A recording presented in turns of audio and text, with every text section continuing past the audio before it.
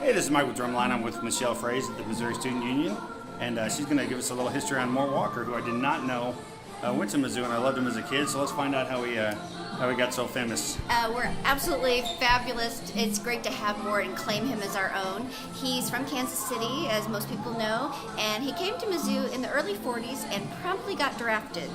Went off and served in Italy and came back, and he finished his degree in 1948. And then he went off to New York and started developing what became Beetle Bailey and his other cartoon strips. But when Mort was here, he was the editor of a campus humor magazine called The Show Me, and they were constantly getting in trouble because they made fun of campus and administrators and things like that.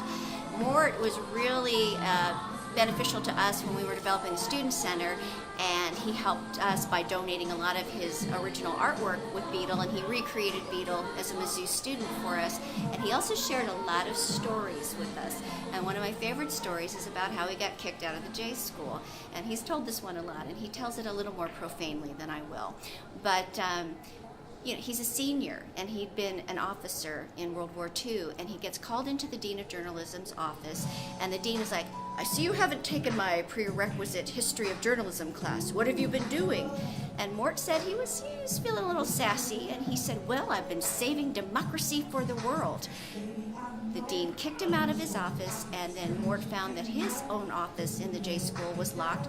All of his stuff was thrown out in the hall, so he promptly moved over to arts and science, changing his degree, and he started holding the Show Me editor meetings over in the Shack, which was a kind of a bar and hangout on campus. And so that's one of his great stories, and he's got a ton of them, which he shared with us, and we've memorialized it on the wall. That's fantastic. Some of the tradition of Mort's still evident. You see a lot of people be creative in a field and have a major in another area. I think Mizzou encourages that creativity. There's people in the band that are not music majors in the marching Mizzou and so forth. Exactly. One of my own staff, who is a graphic designer, was in marching Mizzou. Was there the whole 4 years. Met his wife. They got married here on campus. But he's a graphic designer, and I think that Mizzou gives you lots of opportunities to explore your talent and creativity, and then also major in other things. My background is in theater history, and yet I'm in the communications and public relations department, and I got my graduate degree here at Mizzou.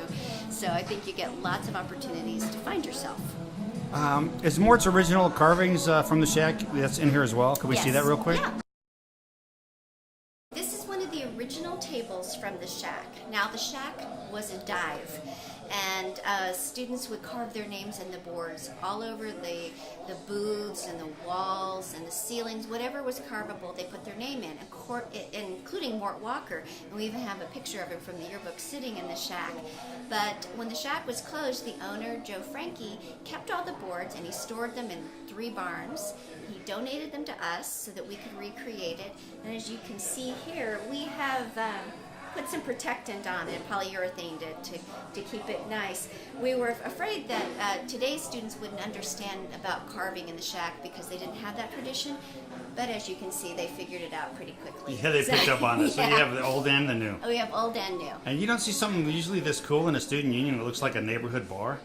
I know. And it's got pool tables, and it's just a hang place, and it's more that well, our beatnik journalism type feel. Our alumni keep saying, "Are you going to have?" The Shack had beer, and we're a dry campus, so no beer, but all the other things that you have, including the famous Shack Burger and the Shack Burger sauce. We have the recipe from the 1940s, so you can order Shack Burger here. That's great. Thank you. You're welcome. Or thank you for your time. You're welcome. Happy to do it. Come visit again.